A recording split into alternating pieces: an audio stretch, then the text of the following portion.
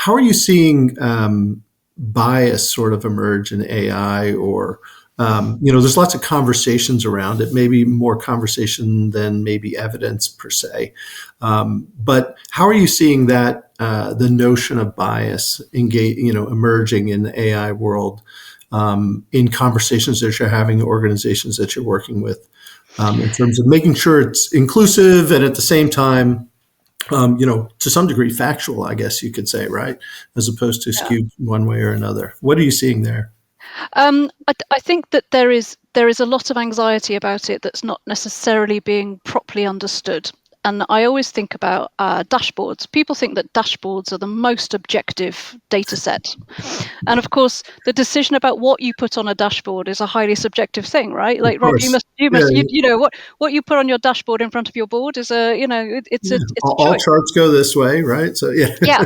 So everybody's even in the most kind of operational, official way, there is bias built in depending on what you feed it. So there's some lovely, there's some great stories about AI coming up with pictures that are deeply offensive, et cetera, et cetera. But I think there is what we're not talking about in that context is how we are already playing out our biases all the time. So inevitably, this thing we're building is going to replicate that. Of course. And and I think that part of there was a period in my life where everyone talked about unconscious bias, and I don't really believe in unconscious bias. I think we're pretty biased. Our biases are Sure. pretty writ large. I really like working with people who think like me and are fast and get my humor and get stuff done without me having to finish my sentences. Like I don't, Sure.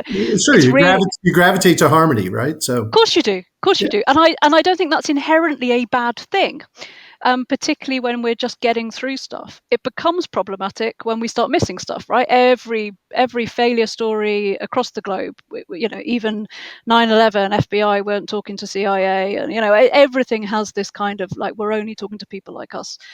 That's the risk with AI. Are we only talking to people like us? Are we only replicating dynamics that are about us? And what's the business model flaw behind that?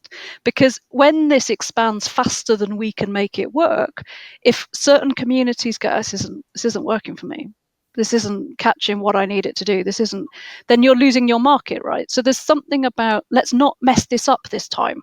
As we design it from the ground up, let's get those different perspectives, not because of a moral imperative particularly, although that's fine, but just from a business imperative. We sure. cannot build something that isn't going to work for everyone. So anyone who's feeding these systems needs to go, who's missing, who's not in this room, whose perspective are we missing, because this isn't going to work for some of those people.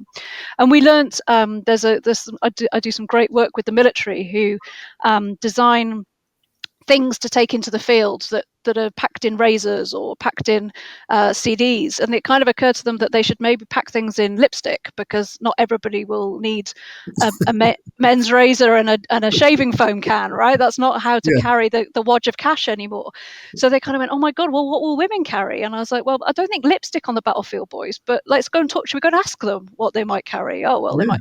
So it doesn't need to be hugely revolutionary. It's just a widening of a perspective to make sure that person doesn't get arrested with a men's shaving foam can Yeah.